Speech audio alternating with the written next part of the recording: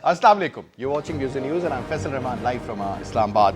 The studios today will be talking about the Pakistan-India tension and especially about the LOC violations from the Indian side. As we all know that this unprovoked firing and shelling that has been continuing for so many years now, and especially when you look at 2019, the previous year, this was a constant phenomenon.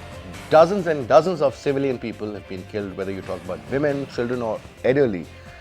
So many people were also injured. When you talk about the livestock, again, you can understand what has happened to them in those areas as well. A lot of villages were evacuated and eventually people were settled in other parts. Now, when you talk about the LOC, this all along the border between Pakistan and India, constant violations have been taking place. Our military checkpoints are under constant threat by the Indian soldiers, and they've been not only using the RPGs or other lighter I would say equipment to fire upon our soldiers, but they're also using heavy artillery. Now that is something of prime concern. We've also learned that they've installed the BrahMos missile system in certain places. And then on top, when you hear from Narendra Modi, the Prime Minister of India, saying that we can take over Pakistan within 10 days, I mean, this is something very ridiculous. And I think the international community should definitely take notice of that. But before we introduce you to our guests, we'll show you a report first and then we'll continue our discussion. Tension in the occupied territory increased last year after India stripped the region of its special status and imposed an indefinite curfew that has been in place for over 170 days. Lately, on the Indian Republic Day, hundreds of thousands of people protested across the country against a citizenship law that many fear is discriminatory against the minority Muslim community. On the other hand, Narendra Modi, during his malicious speech, once again tried to target Pakistan by saying that Indian forces were now capable of making Pakistan bite the dust in less than 10 days. Narendra Modi's comments reflect the BJP government and leadership's desperate attempts to divert attention from the growing domestic and international criticism of their discriminatory, anti-Kashmir and anti-minority policies. The Foreign Office rejected Indian Prime Minister Narendra Modi's belligerent rhetoric against Pakistan, stating that his recent remarks were a reflection of India's incurable obsession with Pakistan. Modi is under pressure after weeks of ongoing protests against a new citizenship law that has been widely criticized for being anti-Muslim, a slowing economy, and the prospect of losing the latest in a string of state elections in New Delhi next month. However, Pakistan is striving for peace in the true sense, and there is no doubt in it that no country and region can advance without peace, and dream of peace will not realize with the existence of Narendra Modi and his fascist government in India. That was a report prepared by our production team. Now, to talk about this issue, we have with us in our studio on my right is Rauf Hassan Saab. He's a senior analyst, so thank you very much. And we have with us Brigadier Retired Atipu Sultan Saab, who's also a senior analyst, so thank you very much. And we have with us Irfan Ghori Saab, who's a senior journalist and analyst, so thank you very much, Ghori Saab. And we'll also be joined in by Syed Muhammad Ali Saab. He's a foreign affairs expert. He'll be joining us from USA on Skype. Rauf Saab, first of all, sir, the statement of Modi that, we can take over Pakistan within 10 days and now our forces are fully prepared. Our Air Force has got new weaponry and, you name it. And obviously, it's a big country. But sir, this sort of a statement coming from the head of a nuclear state towards another country which is also a nuclear power, don't you think, sir, this is primarily inciting violence and trying to still satisfy a certain percentage within India that, see, this is what we can do to Pakistan? Primarily what we have learned over a period of time that Indians are so Pakistan-centric that even their election campaigns are based on anti-Pakistan sentiments. Anything that is happening, the moment something happens, people got killed or something of that sort, what we heard earlier, they would straight away blame Pakistan for that. So this has been happening in the past, and even in the future, we always predict that unfortunately, without any investigation, they would point their fingers towards Pakistan. Now, this sort of a ridiculous, irresponsible statement, sir, how do you see this? Faisal, notwithstanding the superfluity of a statement of this kind, it reflects two things. Number one, a lack of understanding, a palpable, deplorable lack of understanding of the destruction of war that will cause in case it, plays up between India and Pakistan. And number two, as you said in your introduction, I think there's an obsession with Pakistan in India. Whenever elections are held in Pakistan, there's not even a mention of India. But whenever elections are held in India, it is all about Pakistan. And more so with Prime Minister Modi. The first election, which he won by a slim majority, and the second election, which we won with a landslide, it was all about Pakistan and what it can do, what India can do to Pakistan. If there is a war between India and Pakistan, there are going to be no winners. There are going to be no winners, India or Pakistan. Both countries will be destroyed. So war is not an option. So for a person who is the Prime Minister of India, talking about the prospect of war is below his dignity, is below his stature, is below his intelligence. This is what I'm worried about. Doesn't he know? Hasn't his military briefed him on this?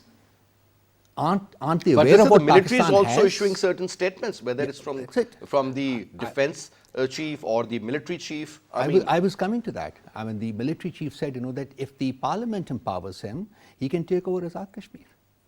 And Modi Saab talks about defeating Pakistan in 7 to 10 days. I mean, I just don't understand what is it all about.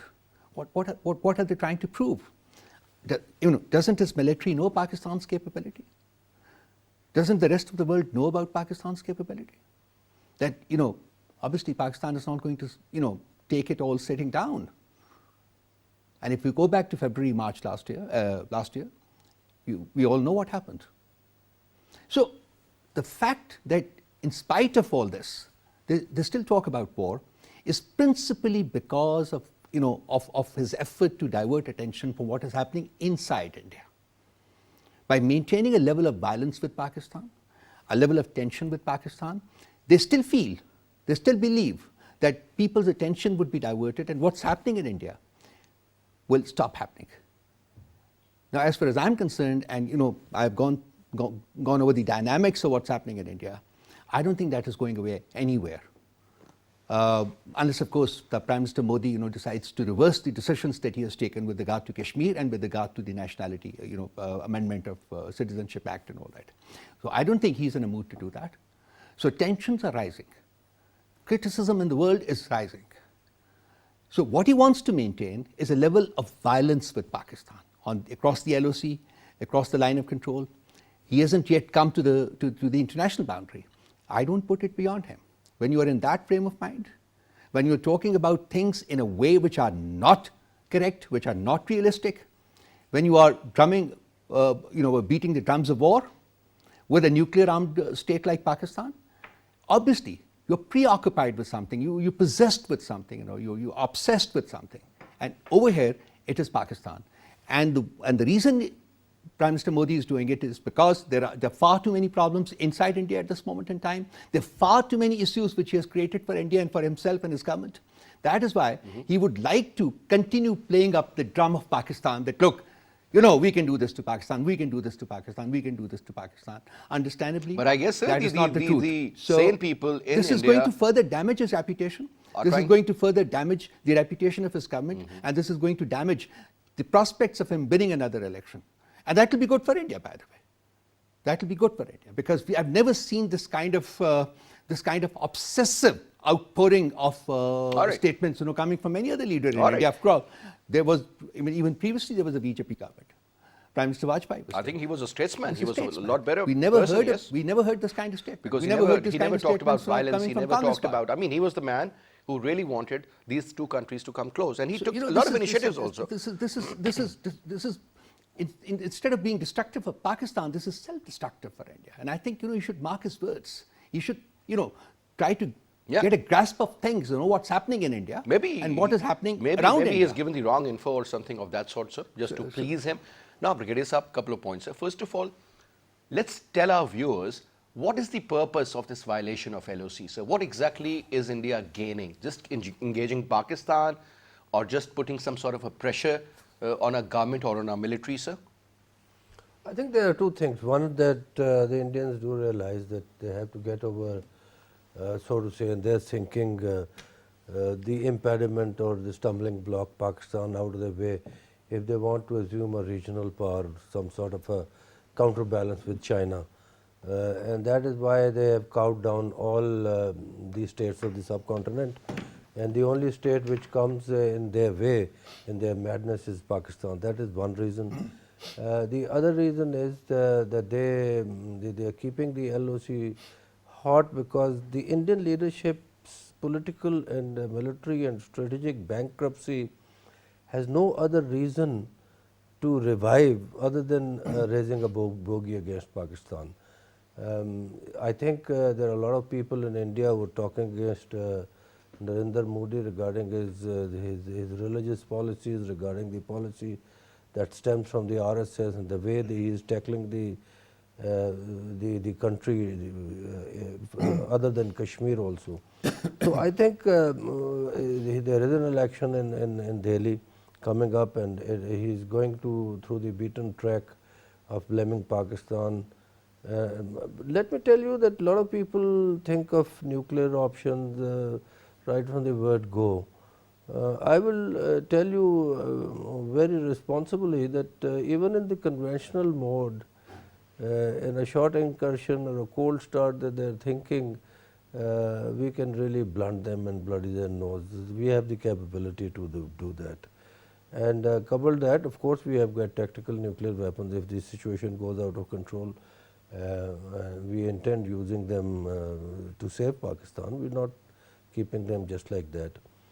So I think keeping the LOC hot is making the things difficult for Pakistan, untenable for Pakistan, causing some sort of a worry and attrition on Pakistan, keeping the border busy from inside Afghanistan into Pakistan and from Kashmir into here. They have been firing across the working boundary also, not only the line of control. So I think the thing is that the Modi is internationally getting away from what he is doing. Although the European Union, out of 750 members, 640 are against what he is doing, and he has got lack of support in the European Union. He is losing support in the world. And Shashi Tharoor is speaking, the other MNAs are speaking. Shatrughan Sinha the other day spoke that the world is coming to know what is happening in India, although he says it is an Indian internal matter, but it is a cause of worry. And the two-nation theory put forth by the Qaid is proving to be true. And those people, those pseudo-intellectuals who thought in Pakistan, oh, it's just a line, and over there people eat aloo gosht and dal, and over here we eat the same, and blah blah. It's not that, or a theory about the Indic people. Essentially what Mr. Jinnah had said, that there are two different people, their aspirations, their religious practices, their culture, their food, their way of living, their way of belief are different. Therefore, you need to have a separate country for them. Engraved differences, basically. It is different. Whereas Gandhi had said that no, it's a secular country, everybody can. India was never secular. That concept of secularism or secular India primarily is just remaining in the books now, sir. Let me remind you I don't think that practically you can see that. I mean, whatever is happening in India at the moment, sir, I mean, you switch on the television channel and you'll see thousands and thousands of students, women, everyone from various religions, Muslims not only from the Muslim background, I mean, they're on the roads. Let me remind you that even before the RSS came to power in India through BJP, I remember in Congress time there were anti-Muslim riots all over India. Every now and then the Muslims were killed, and there was a partisan behavior on part of Hindus against the Muslims. It is now that they have jumped up and they have created a force that it is a killing machine against the Muslims. The other thing which has been introduced in the conflict in the subcontinent is that besides the military confrontation, the possibility of a military confrontation, it is the people who want to fight with each other now. And the RSS is training their people. In Pakistan, there are thousands and lakhs of people who want to go and fight in Kashmir, those who want to save their brother in India. Let's not hide ourselves from the fact that there are people in Pakistan, across the turf of Pakistan and across the turf of India, that they want conflict and they want to go and fight. And that has been introduced, that factor has been introduced in the Middle East, and that is why the massive military machine of the United States and Russia and partly Turkey have not succeeded, because the people have started to fight with each other. The Americans would have never thought that there will be demonstration across the streets of Baghdad against the US occupation of Iraq. Parliament has straight away told them to leave, yes. So that sort of a phenomena, when you look at the size of the population and the numbers on both sides. It's a revolt, basically, when people decide that they want X number of soldiers present on their soil, they will make sure that they leave. If you really think of the complete operational cycle, should there be a war between India and Pakistan and setbacks from one side or the other, it is not that one country is going to go and occupy the terrain of another country peacefully. Americans haven't been able to do so, sir. It's not going to happen. It's not happened in Afghanistan. It's not happened in Syria. It's not happened in Libya. It's not happened anywhere. It's not happened in Iraq. I think Modi is living in a fool's paradise, sir. But sir, coming back, sir. Now, there are two major issues, sir. One is what is going on inside India, and a lot of people believe that whatever is being done by Narendra Modi, the kind of decisions he's taking, primarily it is just to put a sheet on what's going on inside India. But what is happening, we have all seen that, sir, despite the fact that the Indian media is not at all covering it, or neither letting others cover it. I mean, obviously the government machinery is working in a way. My question is very basic, sir. I remember when we used to talk about BJP, Bharatiya Janata Party, Mr. Advani used to come in our mind, Mr. Sinha, if you remember, Mr. Vajpayee, obviously the Prime Minister. But now the replacements, I mean, it's Narendra Modi, Amit Shah for that matter. I mean, from one end to another end, and I mean, these people are hardcore extremists. And don't forget the Chief Minister. Even, yes, of your UP. Yeah. I mean, and look at his attire. I mean, when I see this, I mean, I can surely say that this region is almost ready for a conflict now, sir. Suits Pakistan that such people are heading India. I mean, but sir, we should also be worried, because if something happens, God forbid, there will be issues for the entire region, sir. Yeah, thank you, Faisal. I think one dimension is that is, I mean, they want to put and continue to put pressure on Pakistan, but more than that is the internal situation. And then there is an external factor as well. You would have seen what is happening in European Parliament. I mean, the voting has been, though delayed for a few months. Till March. Yeah. But debating a debate on that issue in European Parliament, and I don't know, many of us, we haven't, I mean, I've just seen that resolutions and the drafts. That is, I was surprised that the words condemnation and those words, they were used in the European Parliament's resolutions. That means, I mean, though Indian Prime Minister, he's going to visit EU in March, but what we have been seeing is that the same voices within the Europe, except the far right in the Europe, they are also started speaking against what is happening in India, because India had always portrayed itself as a secular country, though practically on ground the situation might not have been the one they were portraying, but the world, because the image was like that. But during the last few months and since the BJP especially came in power, the situation over there and the way it is unfolding, it seems that Pakistan is being used as, because this is something which BJP and the element, that is what you have talked about, the hawkish element within BJP, they think that is the way they can consolidate their support base.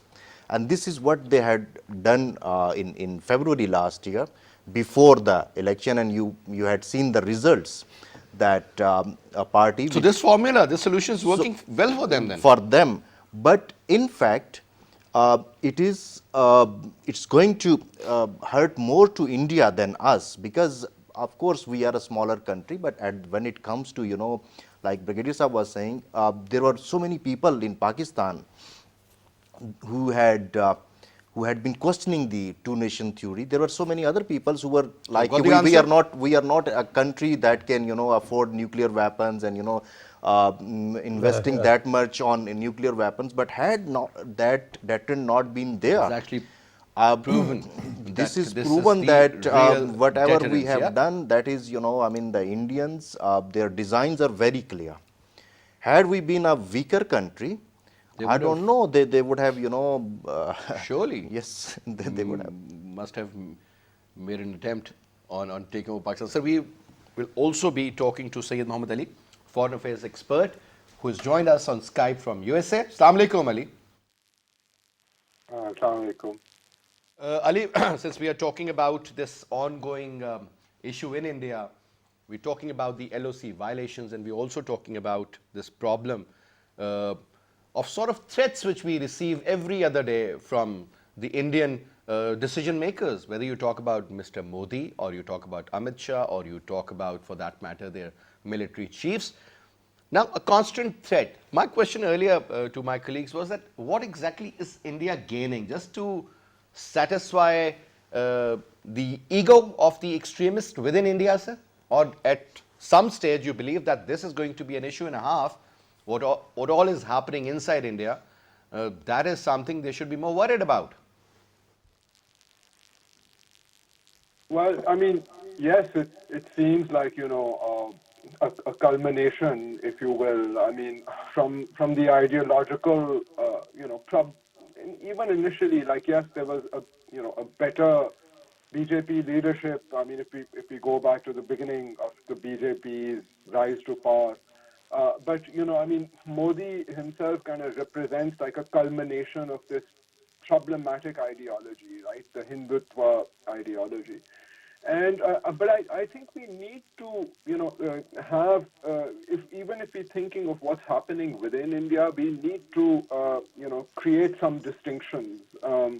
So I think when it comes to the Kashmir issue and the citizenship bill, we need to realize that not everyone who is criticizing, like Shashi Tharoor and others who are criticizing what's going on with the citizenship bill and where there's a much larger protest, are on the same page on the Kashmir issue, because they're not. Because when it came to revocation of that resolution, there was much more political consensus. But it is now interesting because now if you look at what the European Parliament is doing, I mean, they have moved in tandem, those resolutions where they are calling out atrocities in Kashmir, as well as, what's happening to the protesters. So, there's a need to understand that, within India, the dissent is differentiated. And, there are many people who would oppose and go and protest what's happening with the citizenship bill, who would not necessarily have those same sympathies when it comes to Kashmir. It's not to say that there aren't others who, like Arundhati Roy, who, see this all as being, problematic at the same time. When it comes to our own reaction, before I respond to the LOC situation, Pakistan has been, trying through its offices, I mean, through the highest offices, calling out India, and to a certain degree, I think the gloss, the sheen of India's democracy is now wearing pretty thin. And there, in the international media, you see more nuanced coverage of, of what's happening in India and this kind of majoritarian, democracy, authoritarian democracy. Unfortunately, when you look at it from the outside, Pakistan is not standing on moral high ground, when it talks about human rights issues. Because if you see how our state itself is reacting, right, to the demands of ordinary citizens, particularly what's going on these days, it doesn't give Pakistan a lot of credibility to talk about the people being allowed to dissent and express their views and from afar, it seems that Pakistan has very similar problems as well. Now, when it comes to the sort of the more, tactical level, etc., I mean, it seems that to a certain degree, it's a distraction. It's a very dangerous distraction, because after Pulwama and all, we know that it's, if the shelling escalates and, we start seeing the line of control, more problems across the line of control, and that's spilling over elsewhere, we have a very serious problem on our hands.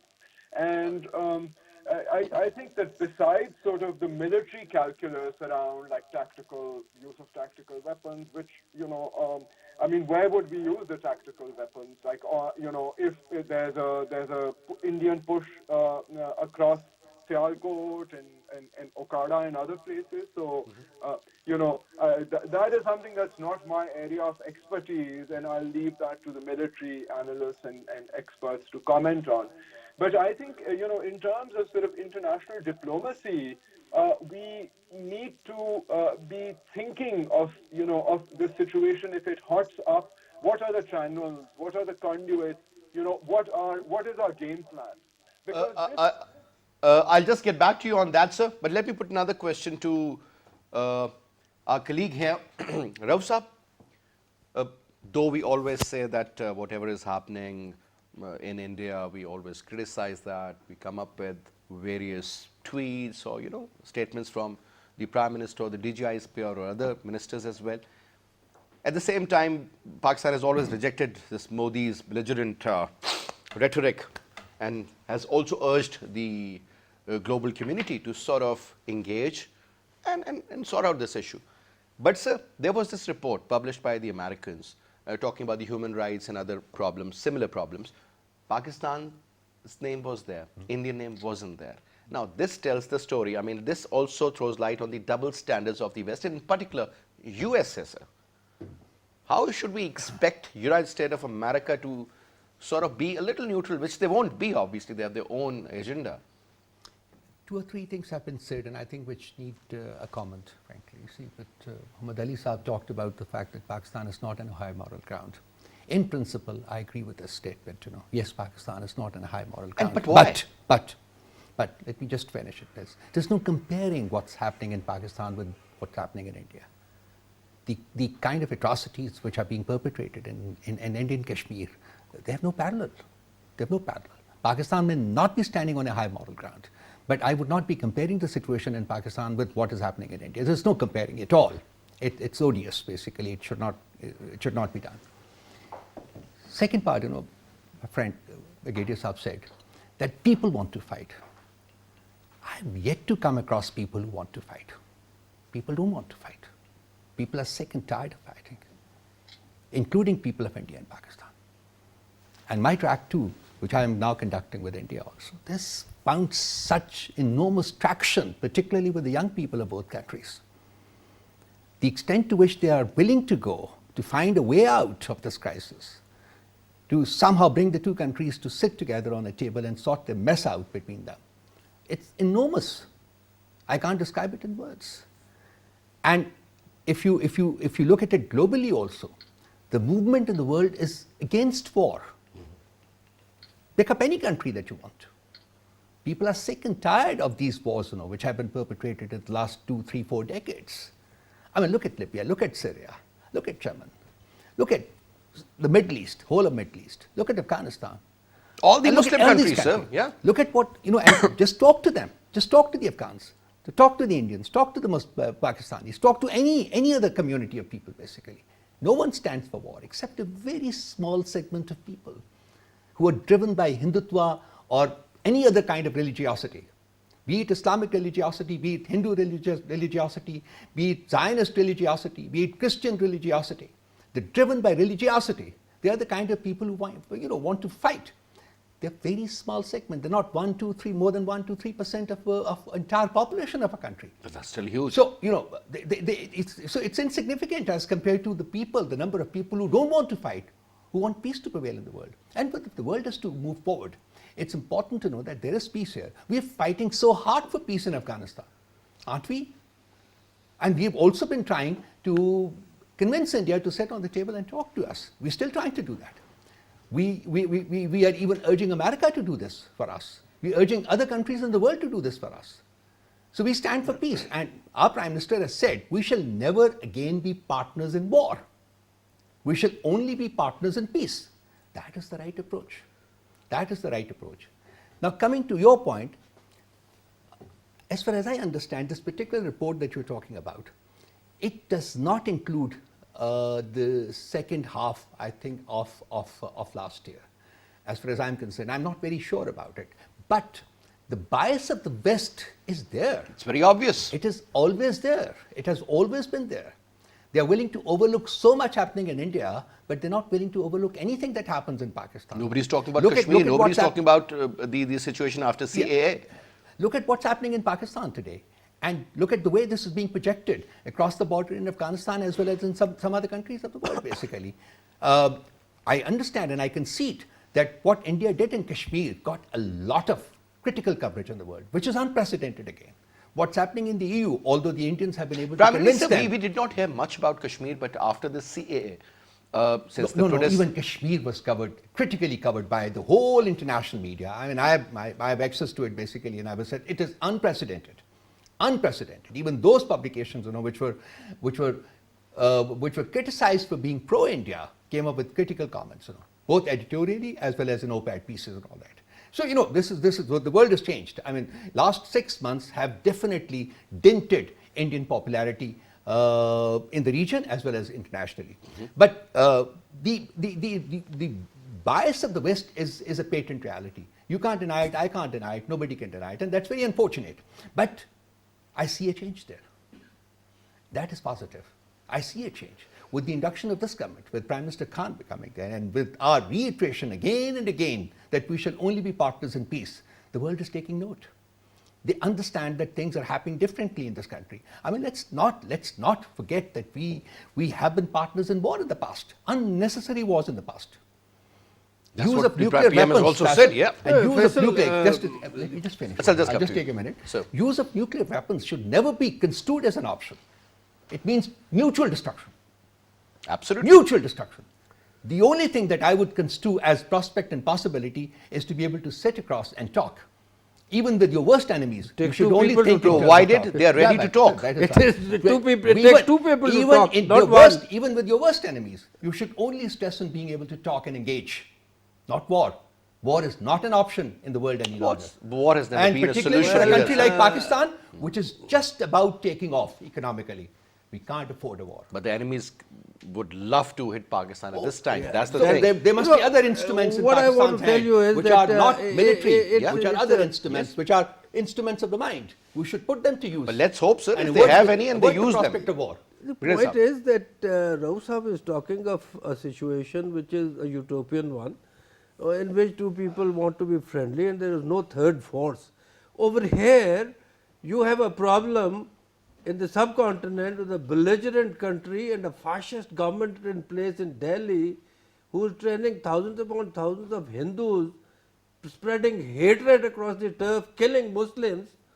Yes, the people want peace. But are they left with any choice?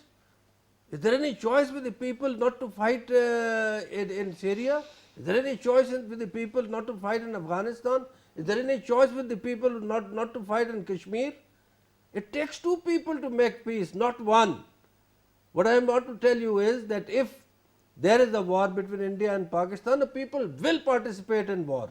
There is no question that they will not. That's a very different case scenario altogether. If the point is that we are talking about a conflict which is brewing up, where there is a possibility that the Indians have been challenging us over the years now. They have opened up the LOC. The Americans have bombed Afghanistan in 2019 more than they bombed in the last 10 years. Around 7,000 to 8,000 bombs. So, only in 2019. Let's talk something which is a possibility, which is in the realm of things. Let's not talk of things which are just rosy and which is, people want to be friendly, but do people have any choice? If the people are given, if Pakistan is the proportion of Pakistan is occupied, do you think the people of Pakistan will want to be friendly? to this fascist But sir, regime. if there are 3,000, I mean, this is what has been reported, 3,000 LOC violations in 2019. That So- means almost 9 to 10 a day. So there is So you can well there imagine is the no kind of question situation. that in the olden days the army used to come and occupy an area and then have established their own government. People will not say anything. That is gone. That is not a possibility in the world That's anymore. why we are witnessing this fifth generation warfare, sir. This Look, is what- non-kinetic Army has not Look, warfare. what reported the 3,000 Americans, violations. what the Americans Army has have not done. reported I mean, it 3,000 says, violations. I mean, this is of Daily Times, it says the No, Senate Daily Times, Committee on don't go by Kashmir those Affairs. reports, please. it The army says- has not reported The 3,000 thing violations. is, No, there are not Faisal, 3,000 violations. look what It's a More than massive 3,000 What the Americans have occasions. What the Americans That's have not- done that is not with right. in connivance with Netanyahu and peace of the century, it is laughable. Not a single Palestinian was there. They've annexed Jerusalem, the West Bank, everything. They boycotted. And they I mean, they are not a what part of sort it, a and their peace future and is peace being there? discussed. So That's how the most- can you for people want peace? People do not want peace under these conditions in which their rights have been infringed upon. They have been captured. The women have been disrespected. The people have been lifted. It's not possible to live But peacefully. the new phenomena is about the might. If you are powerful, if you are like America, you're an untouchable. But let me tell you And that all even those- the weakest nations are getting up against the might of the West. Look what the Iranians have done to the Americans. They have stood in front of them for so many decades, and the Americans have not been able to committed cow blunders them too, sir, during that time period. But I'll get, because that's a complete difference. So your take on the same point, sir. Yes, I think one thing is very clear that Pakistan, I mean, even in our elections or in our discussions, anti-India sentiment or those things, they are hardly, except a very small segment. That is, that we know that a religious segment that had been, unfortunately, Couple of that we had been religious political parties, that's it. that And we they have also been talk nurturing, about and we Kashmir, were not India in particular. Yes. But but in India, the situation is much different, and over the years, it's been increasing. But I think yes, we should be for peace. But when we talk about the nuclear weapons, it's not that we. I mean, it's not a kid's play. Everybody knows that. But at the same time, the thing is, it is a deterrence. And number one, and number two, if in case there is an existential threat to the country, in that case, I mean, some people say that the tactical weapons that the people talk about, in case, God forbid, if they are used, that would be destruction would be, on your side as well. And but the thing is that when the Indians, and not only it's not coming from the lower ranks, it's the Prime Minister, it's their army chief, it's their, they are talking about that. And I think when this Kashmir thing happened, at that time we should have taken, this is my personal point of view, that we should have taken even more stronger stance. When we said we are not going to indulge in any war or something like that, that was, for the world it was that, Faisal, what has happened is that the deterrence, the nuclear deterrence in place in the subcontinent has worked over the years, all right. You're short of, But if you look at the current changing scenarios, but the what kind is- of support the Americans are getting from the Indians, in every way, It is, no, that what has already happened changed is- the balance of power in the region, sir. Look, what has happened is that the Indians have been, weighing the strategy of a limited incursion into Pakistan for a long time. They reorganized their army divisions into rapids and regional operational forces, cold start, everything. But they have not yet taken a strategic decision to really operationalize and to go for a limited incursion into Pakistan, because they know that Pakistan has the capability to blunt that. And But again, sir, I mean, just want to make one point sir, here. See, look, warmongering is one thing. Fighting a war is a different thing. What has been happening in India is warmongering, a lot of warmongering. But do they actually want to fight a war? No, I don't think that's a possibility. They understand that the it reason, sir, calls the for reason it is calls that for- they know that it Pakistan should is be- not. it calls- that it Pakistan calls- is not. So they really That's- want to let me engage you at finish, that because level. it is that preparedness is a different thing. Every country is ready to fight a war. Must be. We have an army which is ready to fight a war. If it is thrust on us, let me just finish that. 1 minute, please. The point is that we've heard a lot of warmongering in India, but I do not construe that it will translate into a war.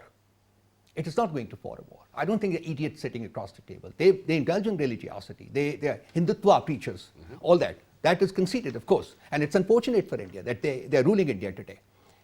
India deserves better than them. But I don't think even they would like to plunge the subcontinent into a nuclear holocaust. I understand that they would not. So I don't think that there is such a high prospect of war breaking out between India and Pakistan. But what we have to do basically is to blunt the propaganda with our own propaganda. That means instruments of the mind should be put to use rather than instruments of firing. Unfortunately, right? sir, That is one not utopia. This is not utopia. This is not utopian. This is the way things must happen in today's comment world. over to you, then I'll. One thing that needs to be understood over here is that we must differentiate between a limited war and an all-out war across the between India and Pakistan.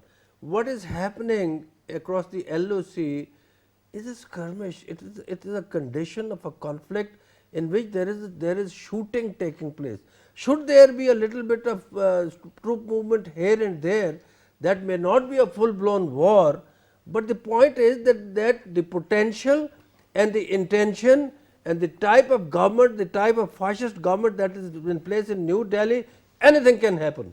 Sir, 30 second comment. Yes, and then over to Faisal, I think we should be ready for every eventuality. I mean, living in a situation that India won't You go. can't rule out the intention You of the cannot. We enemies, should sir. not rule out. That is for sure. That but of course it is our stated policy that we are for peace and we want negotiations on every issue, including when we talk about Kashmir.